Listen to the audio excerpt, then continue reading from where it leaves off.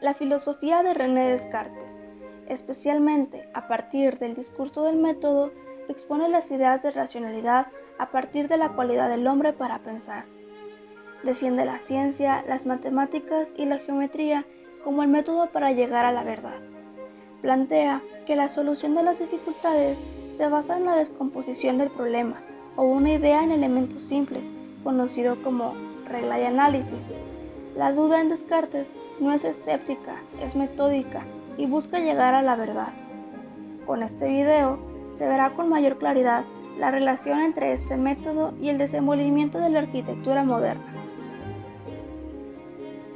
Primero, para entender las propuestas filosóficas y las reflexiones espaciales de los arquitectos de finales del siglo XIX y comienzos del siglo XX, es necesario entender el contexto social, económico y político en el que se desenvolvieron.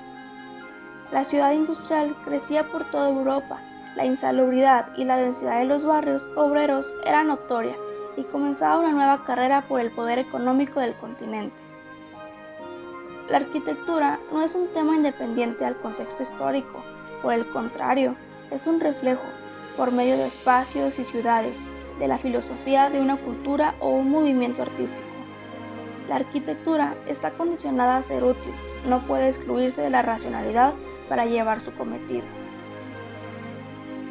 Se puede identificar como el comienzo de una arquitectura racional en los tratados de Francois Blondel y Claude Perrault, hacia finales del siglo XVII, por medio de postulados que hacen referencia a la diferencia entre la belleza arbitraria y costumbrista relacionada especialmente al barroco de una belleza positiva que estaba basada en la geometría, en la razón y en la función. Cabe resaltar que estos arquitectos mencionados estaban influenciados por la filosofía cartesiana. Descartes enunciaba desde su punto de vista el error en el trazado de las ciudades, ya que se debía estar proyectadas por un solo arquitecto, no por varios. Aquí, en este periodo, la experiencia y la razón fueron fuentes de progreso en el ámbito arquitectónico y urbanístico. Cito: de manera cartesiana, la arquitectura se ha reducido a sus elementos y partes esenciales, y éstas se pueden articular sobre una retícula horizontal y otra vertical, hasta conformar el todo de manera racional y clara. Esta cita resume el pensamiento urbanístico. En lo personal, pienso que una ciudad creada por un solo hombre podría funcionar como un plano maestro, pero debe llevarse a cabo por varios arquitectos porque se verá alimentada por más perspectivas, más opciones y no solo una, que podría omitir temas importantes para el desarrollo de esta. A lo largo del siglo XIX se desarrollaron las técnicas de construcción en hierro y cristal que sentaron las bases de la arquitectura moderna y que compartieron protagonismo con las diferentes corrientes de la denominada arquitectura historicista. Este consiste básicamente en la recuperación de principios arquitectónicos de otras épocas, entre las corrientes neoárabes, neobarrocas o neobizantinas. Destacó muy especialmente el neogótico británico, basado en la resurrección de los principios estéticos del gótico. Hacia mediados del siglo XIX, el racionalismo en la arquitectura adquiere mayor fuerza con Viollet-le-Duc, un arquitecto y arqueólogo francés, con sus intervenciones de edificios góticos con estructuras metálicas. Estas intervenciones fueron polémicas porque planteaba estructuras que desde lo formal no tenían relación alguna con lo anterior, pero desde la funcionalidad del edificio y el uso del metal como un material nuevo eran acertadas. En Viollet-le-Duc, los principios metodológicos de Descartes y las interpretaciones rigoristas de Cario-Lodoli sirven para sustentar los postulados de la nueva arquitectura de la segunda mitad del siglo XIX. Hacia finales del siglo XIX, avances tecnológicos como el elevador, la plomería en altura y el hierro llevarán la arquitectura a un estado diferente, dando la opción de desarrollar edificaciones de mayor altura. La Escuela de Chicago será un referente de ello, especialmente con Lois Sullivan.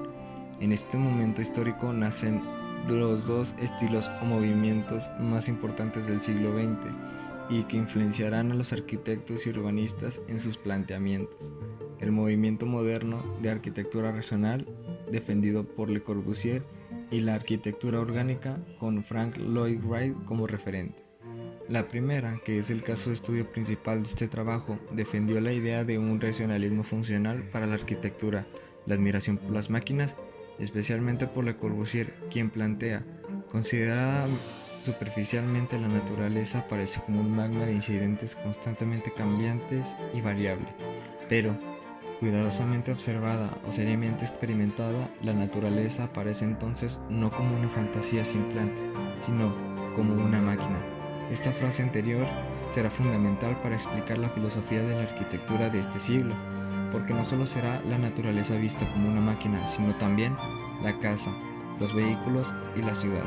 Es posible decir que en este momento histórico en el que el capitalismo es el modelo económico principal en el mundo, basado en la utilidad de las cosas y su determinación económica, el racionalismo tuvo fuerza, llevando la reflexión de ciudad y arquitectura a una lógica cartesiana.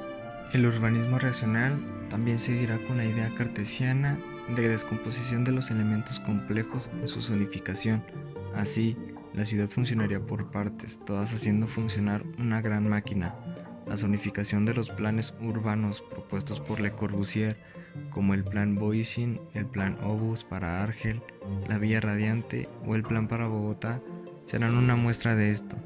Las ideas planteadas en la Carta de Atenas también son signo del pensamiento lecorbusiano, reflejado no solo en sus ideales urbanísticos, sino también en sus detalles arquitectónicos, tomando de ejemplo su obra más sencilla, aunque no menos importante, el Cabanón. Mientras tanto, la arquitectura orgánica propuso que la función se adapta a una forma orgánica y no desde una forma racional, con propuestas de arquitectura y ciudad que se adaptan al lugar en que se plantean, distanciándose de la convención anteriormente mencionada, de la tradición inaugurada por Le Corbusier, de una forma fija, aludiendo a la estructura dominio. La integración de la naturaleza a la estructura espacial de los proyectos de Lloyd Wright será su mayor legado, y una simple frase dice: la forma sigue a la función. Si por lo que importa más ahora es que la forma y la función son una, es decir, la función y lo útil no serán lo primordial en la arquitectura. Personalmente, me parece esta arquitectura más sensible y respetuosa con el entorno, desde la propuesta espacial que sugiera, estando con una sociedad que busca producir y sistematizar y generar rentabilidad de cualquier elemento posible. En la obra de Le Corbusier encuentra interesante e importante el caso del concurso para el Palacio de las Soviets en Rusia. El constructivismo ruso fue un movimiento importante del siglo XX, que hacía hincapié de lo abstracto en relación a la industria y a la técnica, de la geometría y la funcionalidad. Aquí Le Corbusier se pudo ver influenciado por esa filosofía del espacio, que planteaba una apuesta a la tecnología y a la mecánica industrial. Le Corbusier no ganó el concurso. Posteriormente, en el transcurso del siglo XX, serán planteados algunos modelos que podrían llamar cartesianos o racionales, como la cocina de Frankfurt, sistematización de los procesos que se realizan en la cocina, con el fin de tener más orden en menos espacio, la máquina para vivir, de B. Fuller, o la misma estructura dominó de Le Corbusier. La arquitectura lecorbusiana tiene un carácter antológico innegable. La gran preocupación de Le Corbusier siempre fue crear espacios para el hombre y la calidad del hábitat para este, de su relación con la naturaleza, con los materiales, con su función en la sociedad. Le Corbusier entendió los avances tecnológicos e industriales como herramientas al servicio de una sociedad tecnócrata, para hacer al mundo un lugar más habitable.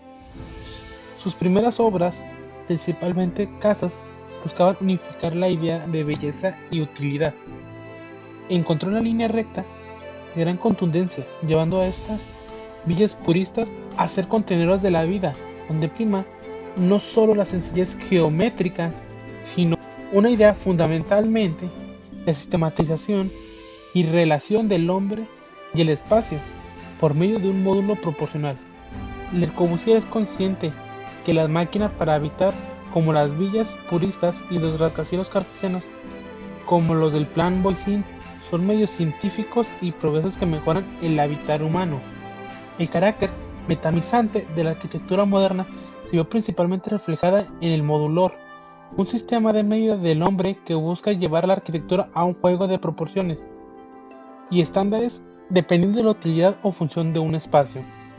Posteriormente, la idea racional de la máquina para habitar de Le Corbusier fue llevada a una escala más grande, con la unidad habitacional de Marsella, concebida como sistematización de viviendas, un edificio de casa en serie como la forma correcta considerada para ordenar la vida colectiva en la ciudad.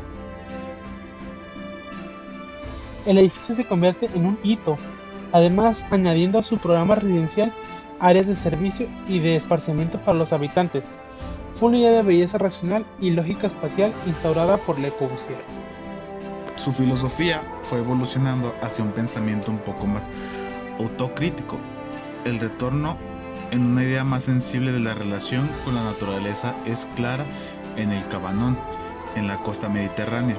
Sin embargo, esta aproximación a la naturaleza no pierde su perspectiva racional. La armonía matemática aún existe. Es su proposición en la abertura de su vano hacia el paisaje.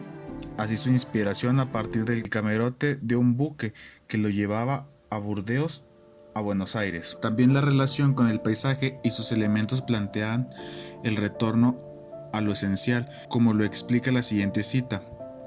El árbol, amigo de hombre, símbolo de toda creación orgánica. El árbol, imagen de una construcción total, espectáculo encantador, que aunque en un orden impecable, aparece ante nuestros ojos bajo arbustos de la más viva fantasía. Juego matemáticamente medido de las ramas que cada primavera se multiplica por una nueva mano abierta. Sol, espacio y árboles.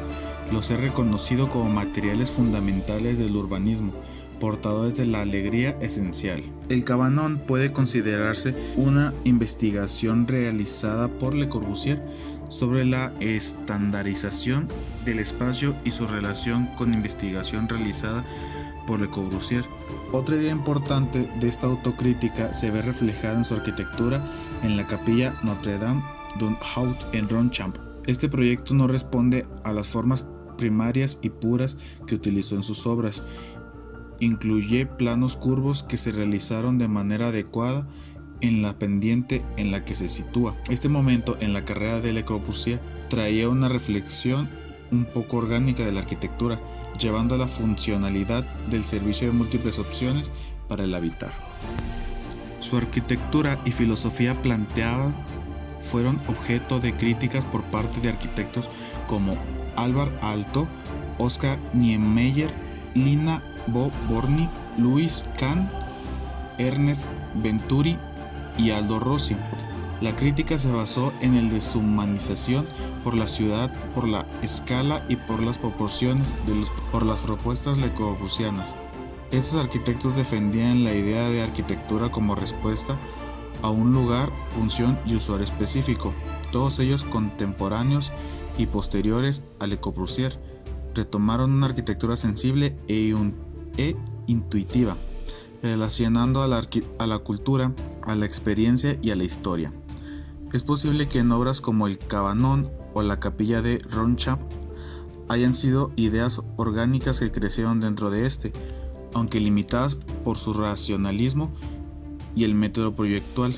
La relación de la arquitectura del siglo XX con la filosofía cartesiana es clave para entender la ciudad y la arquitectura que conocemos. Es la evolución de un pensamiento que nace hace 4 siglos y que llevó a un límite racional las propuestas especiales de muchos arquitectos y urbanistas, especialmente Le Corbusier. Como reflexión final de este video, cabe plantearse la vigencia de estas ideas basadas en la lógica cartesiana y el sentido utilitario del espacio.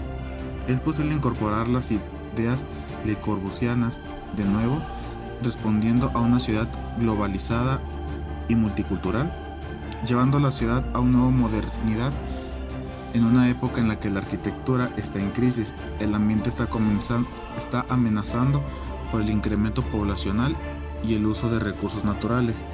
Puede ser posible como lo planeó Le Corbusier, pero teniendo en cuenta los aprendizajes de su fracaso, proponiendo una ciudad humana idealizada para el peatón y no para el vehículo, igualitaria y respetuosa de la naturaleza.